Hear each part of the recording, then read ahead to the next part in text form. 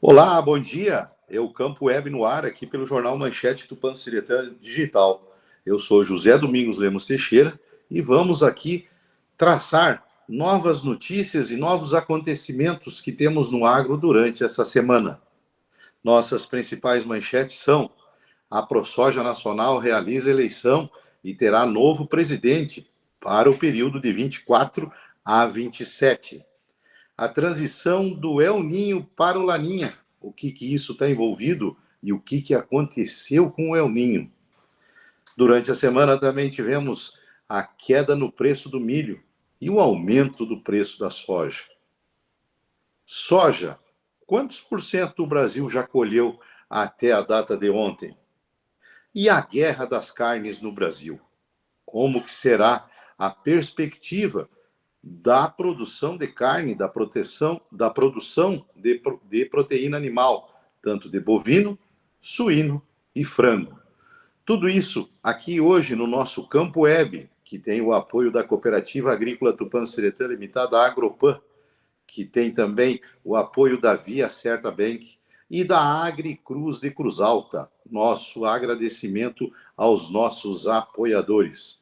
Fique conosco, curta, compartilhe e comente. O Campo Web está no ar. A AproSoja, Associação dos Produtores de Soja do Brasil, realizou a eleição durante a semana para sua composição da nova diretoria. Essa nova diretoria vem substituir Antônio Galvão, que por 4 anos esteve à frente da entidade. A ProSoja está presente em todos os estados que produzem soja no Brasil. E desta vez foi eleito como presidente o produtor Maurício Buffon, do estado de Tocantins, que inclusive já foi presidente da ProSoja de Tocantins. Então, o período de 2024 até 2027, Maurício Buffon estará à frente da Associação dos Produtores de Soja. Essa associação tem como objetivo principal defender os interesses ligados à produção agrícola e também com relação aos assuntos geopolíticos que envolvem a oleaginosa no Brasil, a rainha das commodities, com mais de 40 milhões de hectares semeados. Boa sorte, Maurício, e que o agro do Brasil possa estar bem representado com mais essa entidade de classe. A transição do El Ninho para o Laninha. Durante o período do verão no hemisfério sul, nós tivemos a presença do fenômeno climático El Ninho, o guri, como se diz em espanhol. Estamos vivendo agora um período de transição, aonde as previsões climáticas são para a Laninha. Esse fenômeno do Laninha significa uma certa escassez de chuva e também uma diminuição das áreas que tendem a ter volumes maiores, com precipitação maiores, conforme foi nos últimos 6 meses. Essa transição vai deixar um rastro, pois afinal, esse último episódio do El Ninho deixou um rastro de muita chuva em alguns lugares e falta em outros. Alagamentos, enchentes e também fortes temporais aconteceram em vários pontos do Brasil.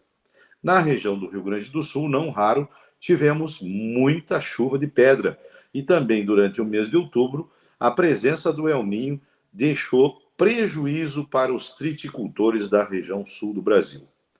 Vamos aguardar os próximos dias e teremos já as consequências tanto no sul como no centro e no norte do Brasil com a chegada da Laninha.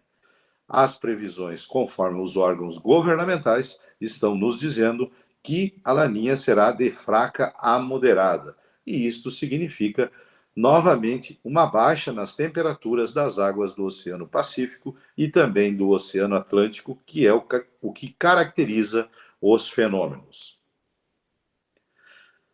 Durante a semana, tivemos uma queda no preço do milho na Bolsa de Chicago, a CBOT.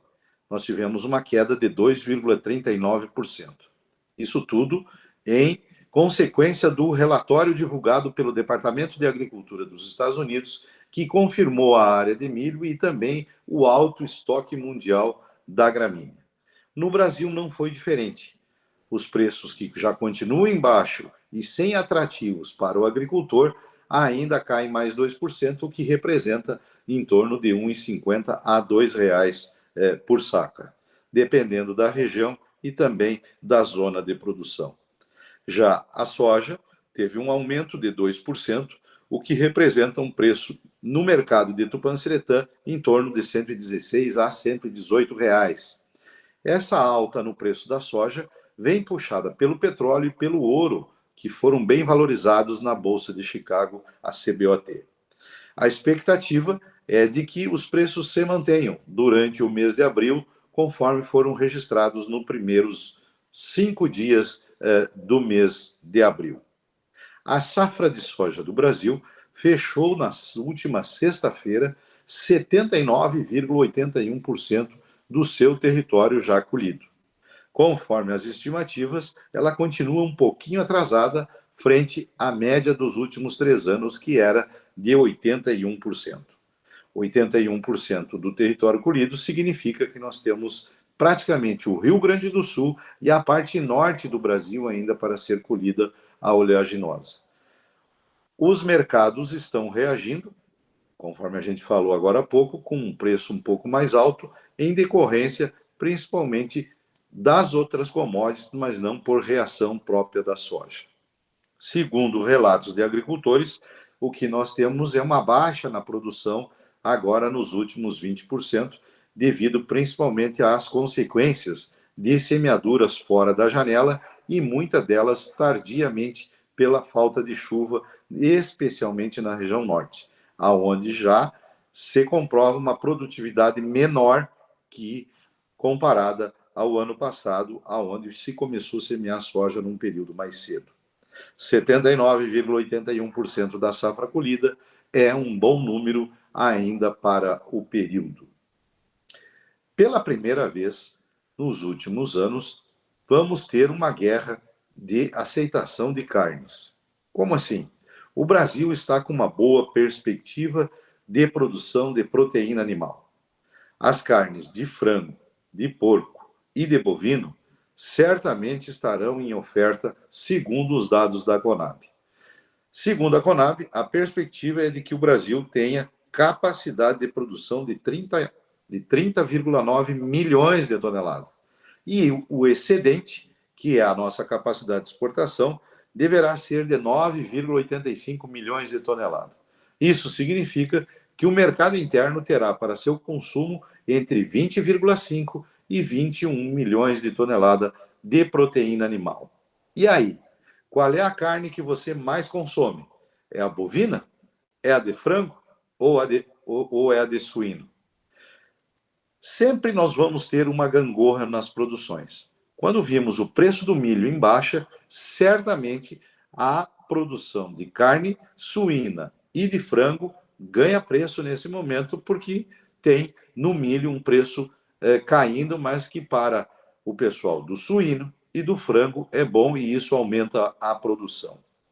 A previsão de produção do mercado interno significa que um país como o nosso, com 205 milhões de habitantes, teremos para consumo interno cerca de 97 quilos por habitante, o consumo per capita de proteína animal, tratando-se de suíno, bovino e frango. Isso é interessante para o mercado agrícola e é interessante também para a economia, porque a economia deverá abrir novos mercados internacionais com a exportação de carne. A carne suína, que era uma das mais vendidas nos últimos tempos para o exterior, principalmente para os países que têm baixas temperaturas, e a carne bovina. Por último, chega o frango, também ganhando seu espaço e sendo exportado. Esse é o agro do Brasil, que ajuda a alimentar 2 bilhões de pessoas no planeta.